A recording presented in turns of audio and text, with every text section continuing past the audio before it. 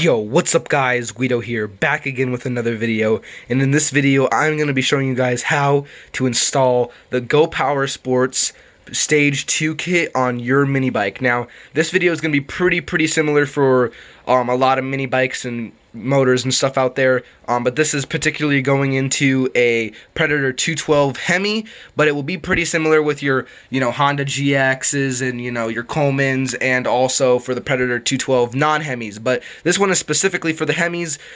So yeah, we're going to basically just go ahead and get into the video. Now, I want to start off by saying I know with the Stage 2 kit, there is a lot more stuff that you can choose. So as you see, we have the valve springs right here, and now I set this up just so it looks like a lot, but we already have the 18-pound valve springs already in the mini bike, so these are the stock ones that we already took out of it, but we did this earlier. But if you have the Stage 2 kit, you can choose to get 18-pound valve springs or 22-pound valve springs, but we already put them in a while back, so we just chose the 18-pound ones that I put in my mini bike, which you'll see a new video on that coming soon, if not, if it's already out. So these are the ones that were actually in my mini bike, but you can choose to get stiffer valve springs with the kit. You have your billet rod right here, which is really nice. As you can see, it's crafted really nice, and I'm going to be showing you guys how to install every single one of these parts into the mini bike, so yeah. But as you can see, you have the billet rod, you have the billet flywheel here, which is super nice. You have the head gasket that comes with the kit, and then you have the side cover gasket, which also comes with the kit, and then it comes with a spark plug, the Autolite Racing spark plugs. Me and my dad already have this in both of our mini bikes, so they send you another one, so I put a new one in my bike. Why not?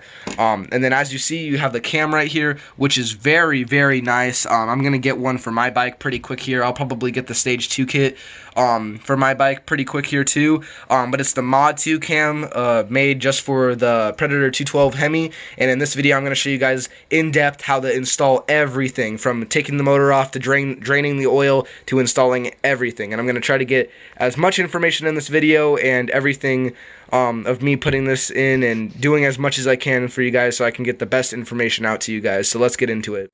And one more thing I almost forgot to mention, I believe also with this kit, because it might look a little different to you guys, I believe also with this kit you can get the Mikuni carburetor. I'm pretty sure. My dad didn't select that because he already has the Mikuni on his, but yeah, I thought I would just mention that for the different parts that you can actually go and choose on here.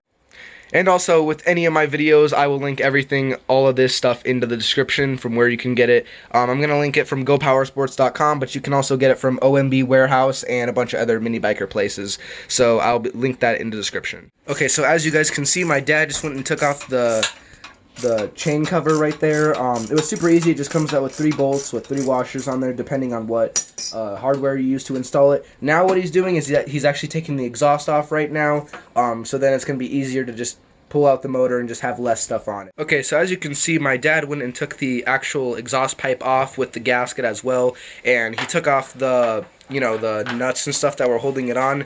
And also there's like the little bolt studs in there, but he just decided to take both of them out because he's just going to put Allen bolts in there because it's going to look way nicer, and it's going to be much easier to just go ahead and remove them in the future if he needs to take the exhaust off. Okay, so now my dad is taking out the clutch bolt and the little washer that holds on the clutch right there.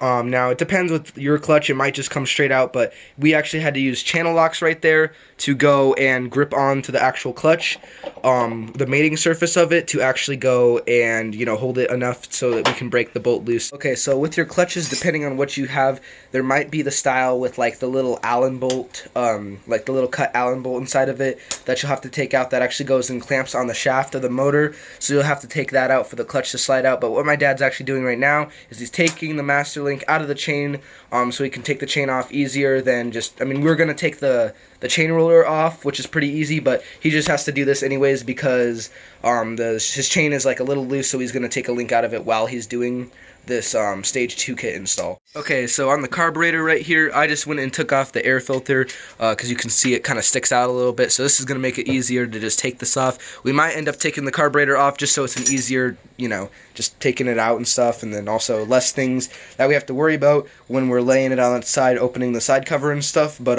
this is off. Okay, so now what my dad is doing is he's just taking off the 4 bolts and nuts with washers and stuff that hold on this actual motor, so we can just take the motor out and go and put it on our little workspace right here, which will be perfect to go and work on it.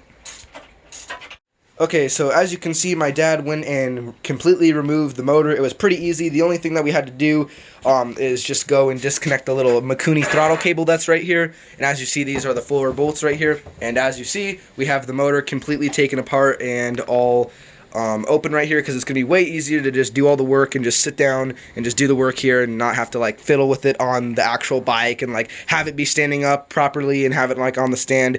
It's just way easier to work on the motor like this. Now what my dad is actually doing right now is he is taking off the little blower cover, or aka the flywheel cover.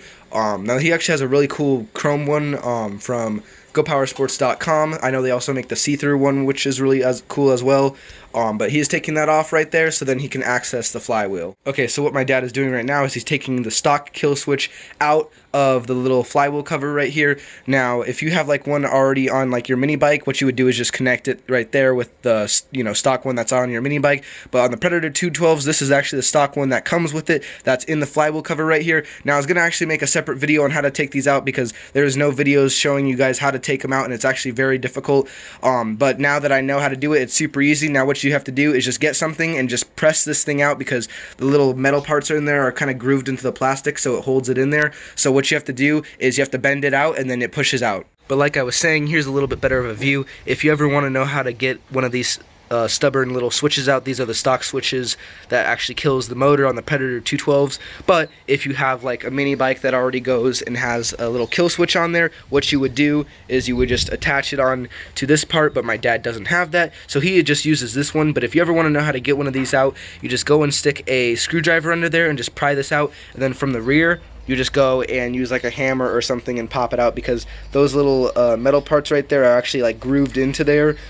So it's very difficult to try to get one of these things out. But as you see, my dad's not taking it out. He just unplugged it there so he could just remove this cover by itself. Now what my dad is actually doing is he's taking the nuts off of the gas tank studs right there to go and just remove the full gas tank, so there's more room, and he doesn't have to worry about gas coming out and stuff when he's working on it. And then what he's also going to do is he's just going to take this gas line off and just put like a vice grips on there so it will hold it so gas won't come out. Okay, so my dad just went and took the gas tank off. Now he's actually taking the carburetor off. So with the Mikuni, it has 2 Allen bolts that actually thread into the actual motor, like the intake side, and then there is 2 Allen bolts with 2 little bolts on there that actually hold the carburetor assembly on there. Okay, so as you can see, we are taking the ignition coil off right there with those 2 little bolts, and then also it's attached to the spark plug wire, so this will just pop off. Okay, so now what my dad is doing is he is actually taking out the drain bolt so we can drain the oil out of this motor, so then we can take the side cover off and we don't have to worry about like all the oil going and actually spilling out of the side cover. It's just going to go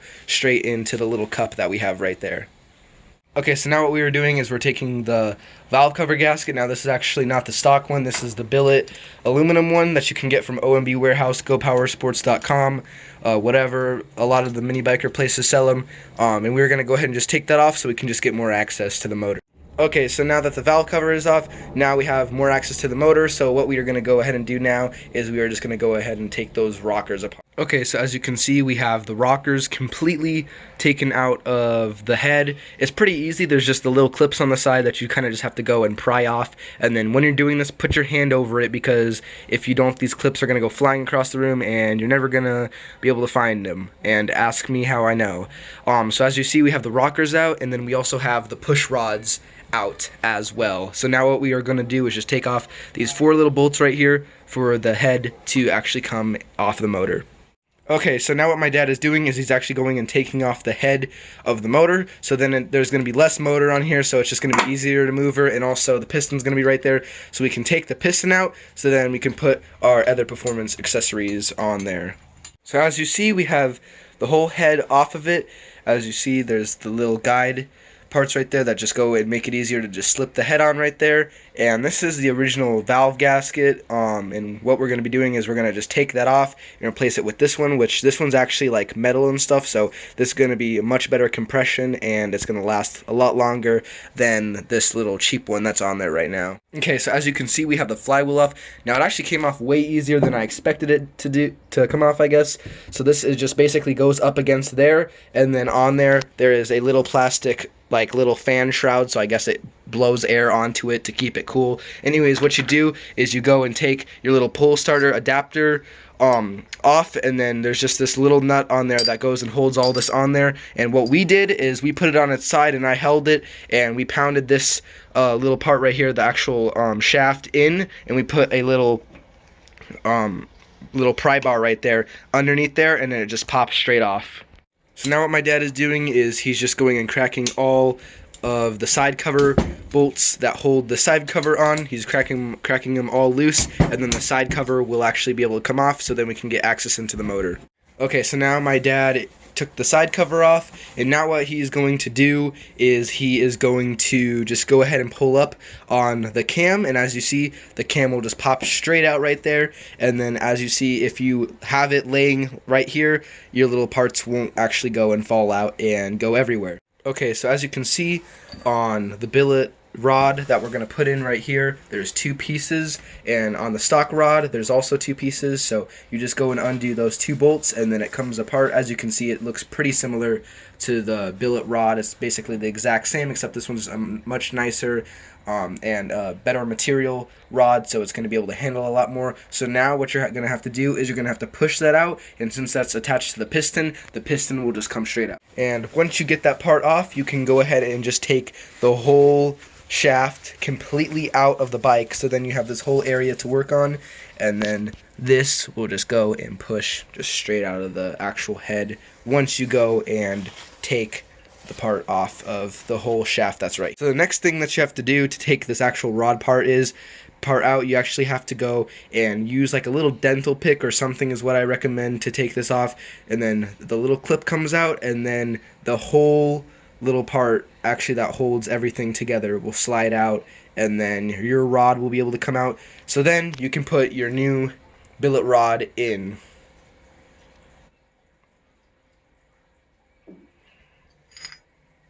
Just like that.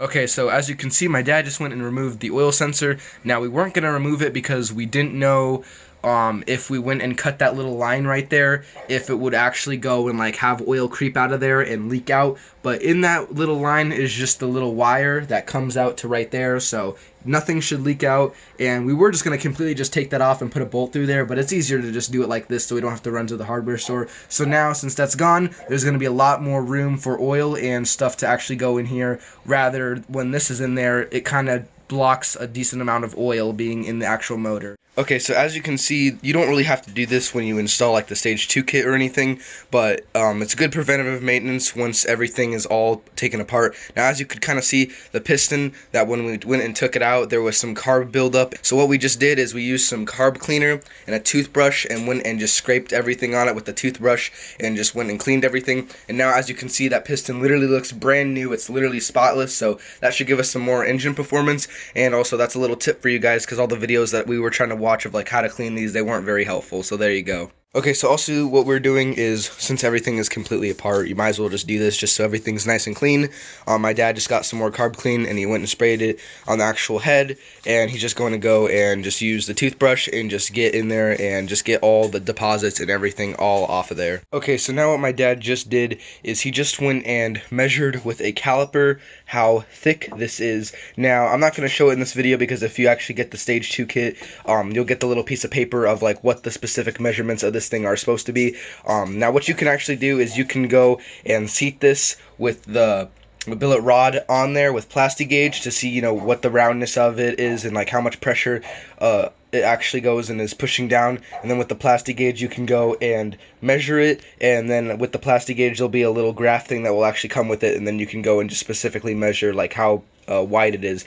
But what's easier is just to use a caliper and just measure this output to just see if it actually goes and fits in with the piece of paper that you receive with the Predator 212 kit, to see if it is too worn down where you need to replace your whole shaft, or either if it is perfect where you can go and install the billet rod. And ours is perfect, especially since this is a newer motor, so it should be good. And now what we're going to go and do is we're going to take off the two bolts holding the billet rod together, and then we're going to go and seat it. Now what we're doing is we have the billet rod in the vise with the pieces of wood on there, so it's not going to damage it or scratch it or anything. And now what my dad is doing is he's just torquing down the billet rod onto the actual engine shaft right here, and he is just going up little by little, making sure everything gets torqued slowly and evenly so it doesn't mess up anything and it seats evenly on the actual shaft. Okay, so what we just did is we went and put everything all together and we went and seated the rod. Now what we did is we just went and took everything off, because with the Hemi, you actually have to go and grind down some of the crankshaft right there, where my dad is putting the tape. That is where the actual billet rod goes on there, so we're putting tape so it will protect that. But right on the ridge right there, you'll have to go and grind that down on the Hemi because there's clearance issues.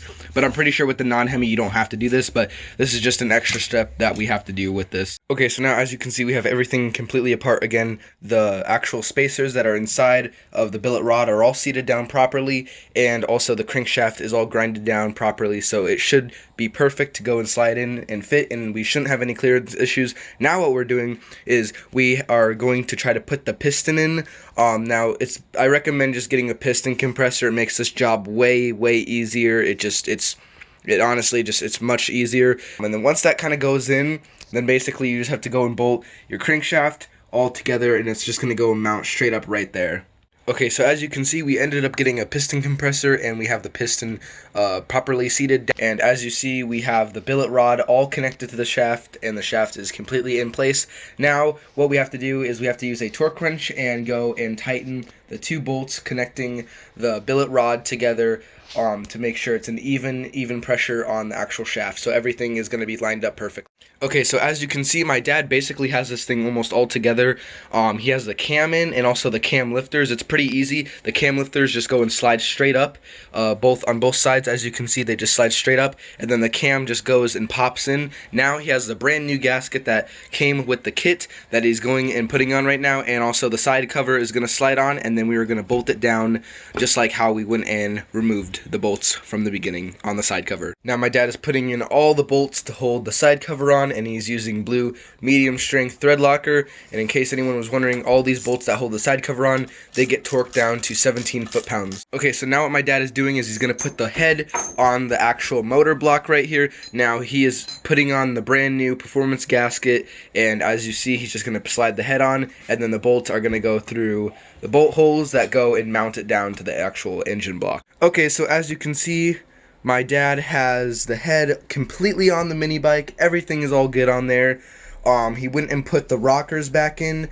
Also with the push rods just drop straight down, and then as you can see, once the rocker gets installed with the little C-clip right there, it will just go and cradle it. As you can see how it's dimpled out, it just cradles it right there, and then you just tighten the little nuts to go and hold it all on properly so it's on the valve springs. Now what my dad is going to do is he's going to put the overhead valve cover back on, the billet one he has right there. He's going to put that back on there with the 4 little bolts that hold it on. Okay, so now what my dad is doing right now is he has the flywheel on the actual crankshafts of the motor, and there's a little keyway on there that you actually have to take off of there so it will go and spin completely freely like this. And now what my dad has on there is some grinding compound, and he's moving it back and forth, so it's kind of like it's sanding down the shaft and the flywheel a little bit, so it's going to get a good connection on there. And then what he's going to do is he's going to take it off, wipe the grinding compound off, put the keyway back in there, slide it back on, and then tighten it down with the little pull starter attachment. So as you can see, we have the flywheel completely installed, all on there, all tight and everything.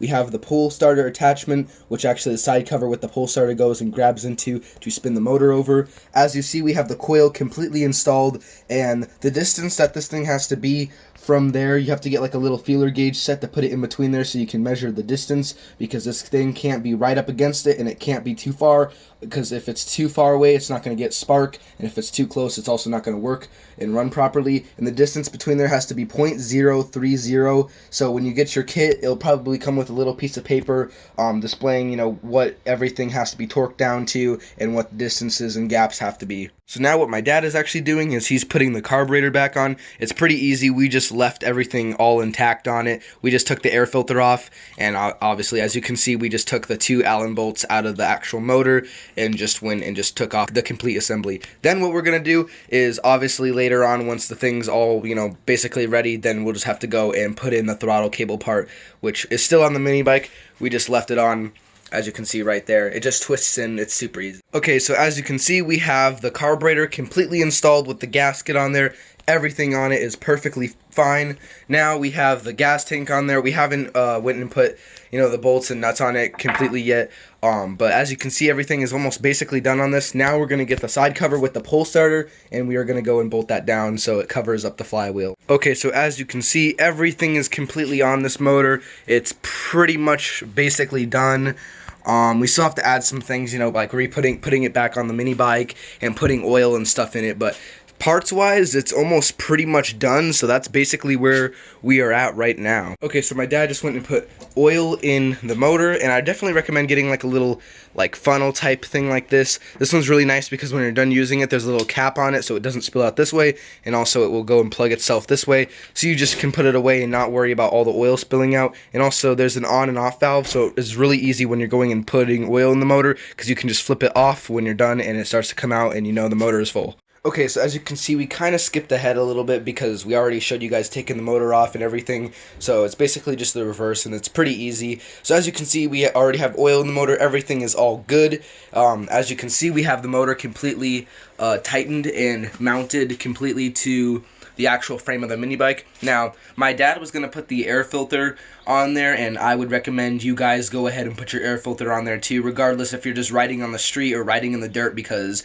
if little bits of dirt or dust gets in that, then it could easily ruin your motor. But my dad wants the maximum performance, so he is leaving his air filter off, and he's just going to be very careful with it and just cruise around the streets. As you can see, we have the exhaust pipe on there as well, and we have the normal tip that goes on here. As you can see, my bike has the little tip slash silencer, whatever you guys want to call it, and that was on here as well, but he decided to just take it off just for maximum performance because this actually has a series of layers inside of it that are welded in there, so when the exhaust comes out, it kind of gets stopped by it, and it is a little restrictive, but it provides just enough back pressure where it's healthy for the motor, and also it makes it quieter. But with the Stage 2 kit, he just decided to just leave it off because it's just going to be making maximum power and just maximum flow with leaving those two things off. But as you can see, everything is all installed, everything is good, and we also have the chain on and the clutch as well. We haven't put the side cover yet, like the chain guard yet, on because we are still just kind of testing this thing, making sure it's all good. But as you can see, we're basically almost done with this thing. Now, what you have to do with these motors is, especially if you get the Stage 2 kit, is you're going to have to get a catch can. So, as you can see, the little air filter that's right here, the little filter on the overhead valves, when you're actually riding this thing and you're going full throttle, the motor has so much compression and it's spinning so fast that it's actually flinging oil from the overhead valves up into the filter, and then it's leaking on the head right there, so then it's going to cause your motor to smoke because the oil is burning on the head. So we have to get a catch can, which will go and run from here. It's going to be just kind of like this, but it's going to be a little tube. It's going to run from here, and then we're going to put the catch can right here with the little filter on it. So it's basically going to replace that breather valve with a little can that will collect the excess oil that flings out of the motor, and it will still have a filter on, so we have to go do that right now. Okay, so as you can see, our order just came in that we ordered. Now this is the catch can right here. We just kind of went and threaded the fittings in just to kind of size it up where we're going to have it, and then as you can see, this is the release for the oil to come out when you want to drain it. And this is actually on the smaller side because my hand is pretty dang big, and I've seen them they're way bigger, but it's nice because it's small and low profile, and also it's billet aluminum, so it's going to be super light, and then it's going to mount up, and it's going to fit perfectly. And then this is where the hose is going to go from the overhead valve where the oil is going to go into, and then this is where the little air filter is going to go onto, and then like I said, this is where you can go and twist it and drain the oil out when you want to go and just drain the old oil out and then put new oil that's leaked from the bike. And then right here, this is the fuel line. My dad wanted to get a custom red fuel line because it looks pretty sweet, and also he just wants to get a new fuel line. But from GoPowersports.com, they just sent us this. They also sent us the hose clamps to install it and the little rubber parts. And as you see, we have the oil catch can completely installed. So pretty much what you do, you just run the line from the overhead valves straight onto the actual catch can, and then just make sure all your fittings and stuff are tight because you don't want them to leak.